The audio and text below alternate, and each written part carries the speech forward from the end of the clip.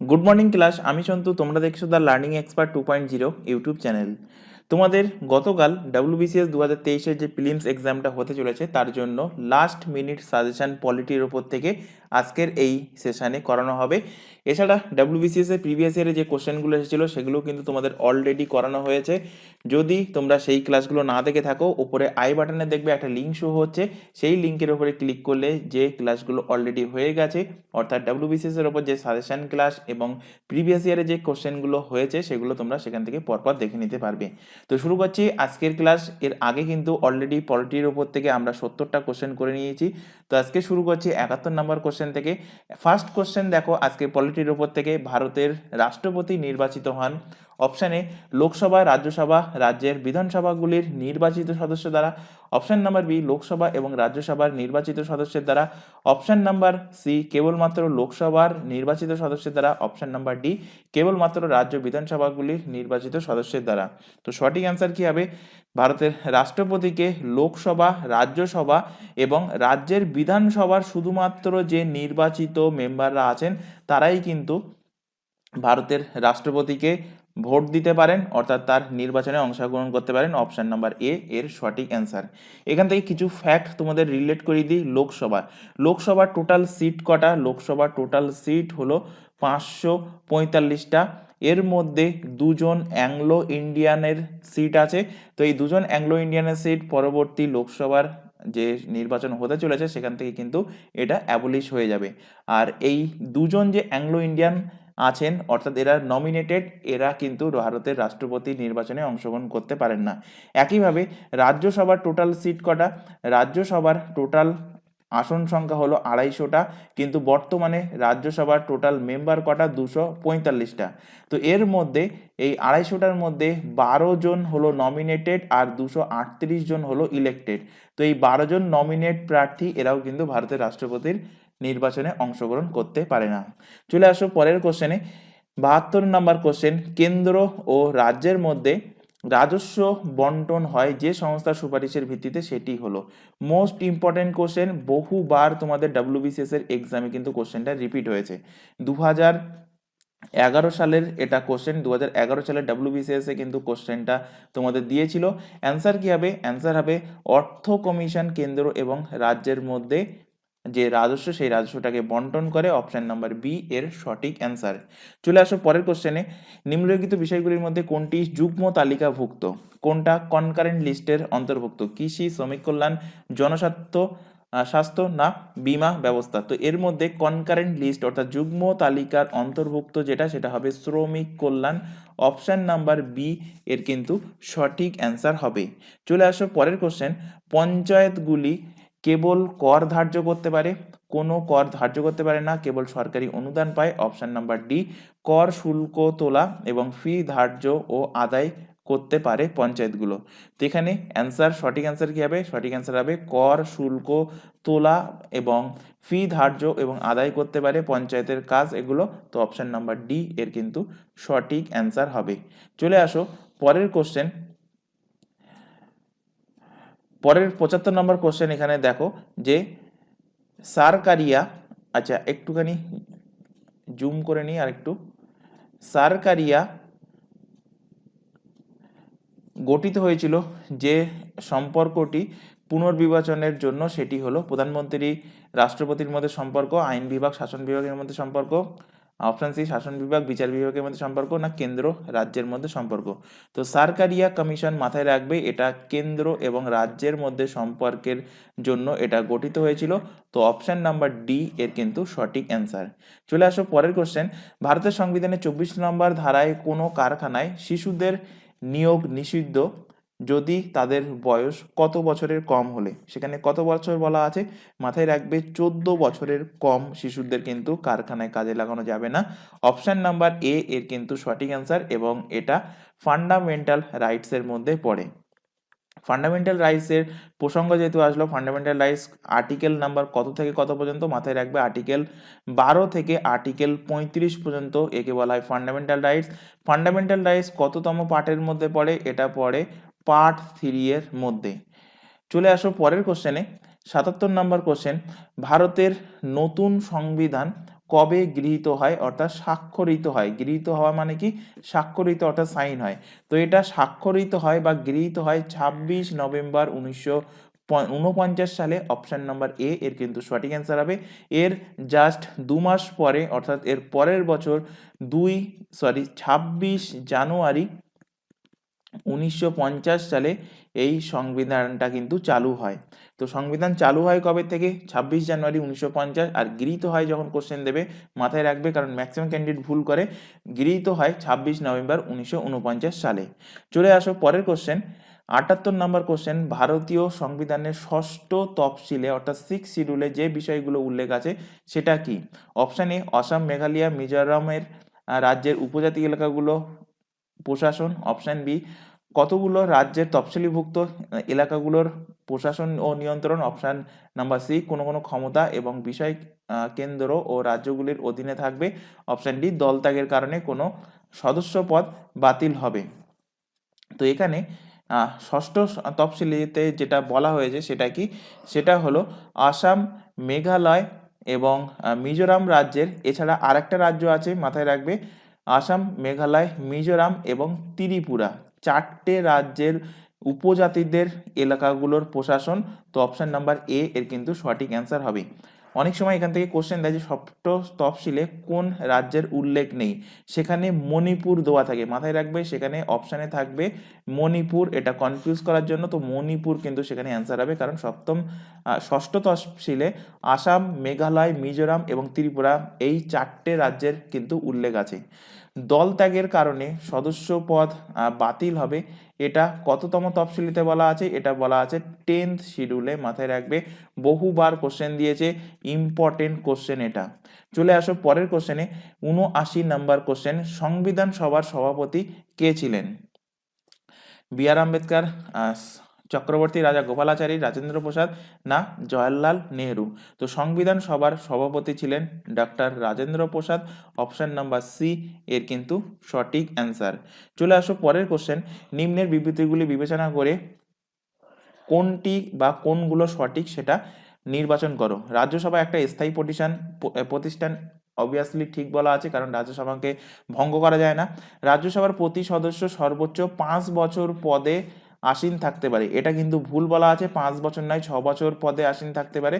তো option number 2টা ভুল বলা আছে। অপশন 3তে দেখো লোকসভা রাজ্য তালিকার কোনো বিষয়ে আইন প্রণয়ন করতে পারে না। তো এখানে অপশন নাম্বার 3টাও ঠিক বলা আছে। তো অ্যান্সার কি হবে? 1 এবং 3 এই দুটো ঠিক বলা আছে, অপশন নাম্বার বি এর সঠিক অ্যান্সার। চলে আসো এখানে পরের কোশ্চেনে, 81 নাম্বার কোশ্চেন। কোন সংবিধান সংশোধনী আইনে সমস্ত ভারতীয় নাগরিককে শিক্ষার অধিকার দেওয়া হয়েছে? তো শিক্ষার অধিকার দেওয়া হয়েছে কততম সংশোধনীর মাধ্যমে? মাথায় রাখবে 86তম সংশোধনীর মাধ্যমে শিক্ষার অধিকার সমস্ত নাগরিককে দেওয়া হয়েছে। অপশন নাম্বার সি এর কিন্তু সঠিক অ্যান্সার। 73 নম্বর সংশোধনীর মাধ্যমে কিসের উল্লেখ করা হয়েছে? পঞ্চায়েতি রাজ ব্যবস্থা। 74তম অ্যামেন্ডমেন্টের মাধ্যমে মিউনিসিপ্যাল কর্পোরেশনের কথা বলা হয়েছে। 73তম অ্যামেন্ডমেন্ট কত সালে হয়েছে? 1992 সালে, এবং 74তম অ্যামেন্ডমেন্টটাও কিন্তু 1992 সালে হয়েছে। ইম্পর্টেন্ট কোশ্চেন আলোচনা করে দিলাম, মাথায় রাখবে। চলে আসো পরের কোশ্চেন, ভারতের প্রথম প্রধানমন্ত্রী যিনি তৎকালীন ভারতীয় জাতীয় কংগ্রেসের সদস্য পদে আসীন ছিলেন না, তিনি হলেন কে? তো ভারতের প্রথম প্রধানমন্ত্রী যিনি কংগ্রেস পার্টি থেকে বিলং করেননি, তার নাম কি? তার নাম হলো Morarji Desai. Option number D এর সঠিক অ্যান্সার, মোরারজি দেশাই, ইনি জনতা পার্টি থেকে বিলং করতেন। চলে আসো পরের কোশ্চেনে, ভারতীয় সংবিধানে 109তম সংশোধনীটি ড্যাশের সাথে সম্পর্কিত। এখানে একটুখানি কারেকশন করে নেবে, এটা 109কে একটু কারেকশন করে নিয়ে 104তম সংশোধনী করে নেবে। 104তম সংশোধনীতে কি বলা আছে? এখানে বলা আছে তফসিলি জাতি ও জনজাতি সংরক্ষণের কথা। অপশন নাম্বার সি এর কিন্তু সঠিক অ্যান্সার। চলে আসো পরের কোশ্চেন, ভারতীয় সংবিধানের কোন ধারায় কেন্দ্র রাজ্যগুলির মধ্যে আর্থিক সম্পর্কের বিষয়ে সুপারিশ করার জন্য অর্থ কমিশন গঠনের স্থান করা হয়েছে, এটা কততম আর্টিকেলে বলা হয়েছে? তো এটা বলা হয়েছে 280 নাম্বার আর্টিকেলে, অপশান বি এর কারেক্ট অ্যান্সার। চলে আসো পরের কোশ্চেন, নিচে বিবৃতিগুলো বিবেচনা করে কোনটি বা কোনগুলো সঠিক সেটা এখানে নির্বাচন করুন। ভারতীয় সংবিধানের দ্বিতীয় অংশে 12 নম্বর থেকে 35 নম্বর ধারার মধ্যে ভারতীয় নাগরিকের মৌলিক অধিকারগুলো বিবৃতি আছে, অর্থাৎ ফান্ডামেন্টাল রাইটগুলো বিবৃতি আছে। তো এক্ষুনি বললাম আর্টিকেল 12 থেকে 35-এর মধ্যে বিবৃতি আছে, তো অপশান 1 ঠিক আছে। অপশান নাম্বার 2-তে দেখো, অপশান নাম্বার 2-তে কি বলা আছে দেখো, এখানে বলা আছে সংবিধানে সম্পত্তির অন্যতম একটি মৌলিক অধিকার। তো সংবিধানে সম্পত্তির অধিকার কিন্তু আগে মৌলিক অধিকার ছিল, কত নম্বর আর্টিকেলে ছিল? আর্টিকেল 19-এ ছিল, কিন্তু বর্তমানে সেটাকে সরিয়ে দেওয়া হয়েছে, সরিয়ে সেটাকে কানুনি অধিকার কততম আর্টিকেলে নিয়ে যাওয়া হয়েছে? আর্টিকেল নাম্বার 300 এতে নিয়ে যাওয়া হয়েছে, অর্থাৎ সম্পত্তির অধিকার এখন মৌলিক অধিকার নয়। তো এখানে শুধুমাত্র 1 নম্বরটা ঠিক বলা আছে, অপশান নাম্বার এ এর সঠিক অ্যান্সার। চলে আসো পরের কোশ্চেনে, 86 নম্বর কোশ্চেন, তথ্য অবগত হওয়ায় অধিকার সংক্রান্ত আইনটি নিম্নোক্ত কোন রাজ্যটি ছাড়া সর্বত্র প্রযোজ্য? তো এখানে সঠিক অ্যান্সার হবে জম্মু কাশ্মীর ছাড়া এটা সর্বত্র প্রযোজ্য, অপশান এ এর কারেক্ট অ্যান্সার। চলে আসো পরের কোশ্চেন, শিক্ষার অধিকার বিল সম্পর্কে নিম্নোক্ত বক্তব্যগুলির মধ্যে বা বিবৃতির গুলি বিচার করে সঠিক উত্তরটা কোনটা সেটা নির্বাচন করুন। শিক্ষার অধিকার বিল সম্পর্কে, তো ইউপিএ সরকার এই বিলটি সম্পর্কে প্রাথমিক কার্যক্রম শুরু করেছিল।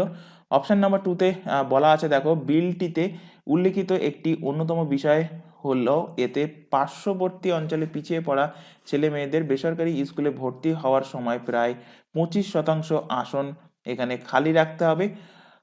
অপশান নাম্বার 3-তে দেখো বলা আছে বিলটিতে ছাত্রছাত্রীদের দৈহিক শাস্তি এবং স্কুল থেকে বিতাড়ন বা জোর করে আটক করে রাখা নিষিদ্ধ করা হয়েছে। আর এখানে এই 3টে অপশান দিয়ে এখানে বলছে যে এর মধ্যে কোনটা সঠিক। তো এখানে অপশান 1, 2, 3 যে 3টে বলা আছে প্রত্যেকটাই সঠিক, অপশান নাম্বার ডি এর কারেক্ট অ্যান্সার। চলে আসো পরের কোশ্চেন, 88 নাম্বার কোশ্চেন, 1992 সালে প্রবর্তিত সংবিধানের 73তম সংশোধনী সম্পর্কিত নিম্নের কোন তথ্যটা সঠিক? তো এখানে যেটা সঠিক সেটা দেখো, অপশান নাম্বার বিটা হবে, অর্থাৎ 1 এবং 2 নম্বরটা সঠিক। গ্রাম ও অন্যান্য স্তরে পঞ্চায়েত গঠনের বিষয়টিকে সাংবিধানিক বৈধতা দেওয়া হয়েছে এই 73 নম্বর সংশোধনীর মাধ্যমে।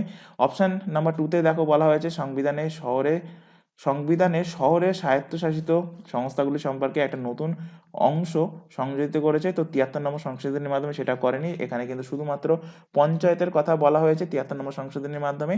অপশান নাম্বার 3-তে দেখো নির্দিষ্ট করেছে যে রাজ্যের নির্বাচন কমিশনের তত্ত্বাবধানে অনুষ্ঠিত নির্বাচন সব পঞ্চায়েত সদস্য 5 বছরের মেয়াদে নির্বাচিত হবেন। তো অপশান নাম্বার 1 এবং অপশান নাম্বার 3 এই দুটো সঠিক, তো অপশান বি এখানে কারেক্ট অ্যান্সার।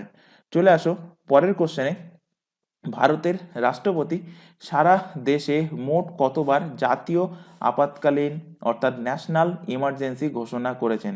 তো 3বার কিন্তু ন্যাশনাল ইমার্জেন্সি ঘোষিত হয়েছে। 3বার কোন কোন বছর মাথায় রাখবে? 1962 যখন ইন্ডিয়া এবং চায়নার যুদ্ধ হয়েছিল, এরপর 1971 যখন ইন্ডিয়া পাকিস্তানের যুদ্ধ হয়, এরপর 1975 ভারতের অভ্যন্তরীণ ঝামেলার জন্য কিন্তু এই 3টে বছর ন্যাশনাল ইমার্জেন্সি লাগু হয়েছে। ন্যাশনাল ইমার্জেন্সি এটা অর্থাৎ ভারতের আপৎকালীন অবস্থা ন্যাশনাল ইমার্জেন্সি শর্টে লিখছি, এটা কততম আর্টিকেলে বলা হয়েছে? ন্যাশনাল ইমার্জেন্সির কথা বলা হয়েছে 360 নম্বর, সরি 300, ন্যাশনাল ইমার্জেন্সির কথা বলা হয়েছে 352 নম্বর আর্টিকেলে, 352 আর্টিকেলে। আর্টিকেল নাম্বার 356 আরেকটা আছে, আর্টিকেল নাম্বার 360। তো আর্টিকেল 356-এ কি বলা হয়েছে? স্টেটের ওপরে যে ইমার্জেন্সি, অর্থাৎ রাজ্যের ওপরে যে ইমার্জেন্সি, স্টেট ইমার্জেন্সি, এটার কথা বলা আছে 356 ধারাতে। আর 360 ধারাতে বলা আছে আর্থিক ইমার্জেন্সি অর্থাৎ ফাইন্যান্সিয়াল ইমার্জেন্সির কথা বলা আছে 360 ধারাতে। তো এখান থেকে মাথায় রাখবে যে স্টেট ইমার্জেন্সি লাগু হওয়া ভারতের প্রথম রাজ্য কোনটা? ভারতের প্রথম রাজ্য হলো পাঞ্জাব। ওয়েস্ট বেঙ্গলেও স্টেট ইমার্জেন্সি লাগু হয়েছে। আর এখান থেকে আরেকটা ফ্যাক্ট মাথায় রাখবে, সব থেকে বেশি স্টেট ইমার্জেন্সি লাগু হওয়া স্টেট কোনটা, স্টেট হলো উত্তরপ্রদেশ, এবং আরেকটা স্টেট আছে, দুটো স্টেটেই কিন্তু 10 বার করে স্টেট ইমার্জেন্সি লাগু হয়েছে, তো মাথায় রাখবে একটা হলো উত্তরপ্রদেশ আর একটা হলো মণিপুর। ইম্পর্টেন্ট কোশ্চেন এক্সামের পয়েন্ট অফ ভিউ থেকে। চলে আসো আজকের ক্লাসের লাস্ট কোশ্চেন, কে ভারতের সর্বপ্রথম উপপ্রধানমন্ত্রী হিসেবে নিযুক্ত হয়েছিলেন? তো ভারতের সর্বপ্রথম উপপ্রধানমন্ত্রী হিসেবে নিযুক্ত হয়েছিলেন Sardar Vallabhbhai Patel. Option number D এর সঠিক অ্যান্সার। তো আজকের এই ক্লাসে যে 20টা কোশ্চেন করানো হলো পলিটির ওপর থেকে, আশা করি প্রত্যেকটা কোশ্চেন ক্লিয়ার হয়েছে। ক্লাস যদি ভালো লাগে অবশ্যই ক্লাসটাকে লাইক করবে, তোমার বন্ধু বান্ধবের মধ্যে শেয়ার করবে, তারা যদি ডাব্লিউবিসিএস এর জন্য প্রিপারেশন নেয় অথবা আদার্স পিএসসি এক্সামের জন্য যদি প্রিপারেশন নেয়, যেমন PSC clerkship, PSC miscellaneous, food SI, তো প্রত্যেকটা এক্সামের জন্য কিন্তু ইম্পর্টেন্ট। তো ক্লাস ভালো লাগলে আবারও বলছি ক্লাসটাকে লাইক করো, তোমার বন্ধু বান্ধবের শেয়ার করো যারা কম্পিটিটিভ এক্সামের জন্য প্রিপারেশন নিচ্ছে। তো আজকের ক্লাস এই পর্যন্ত, থ্যাংক ইউ।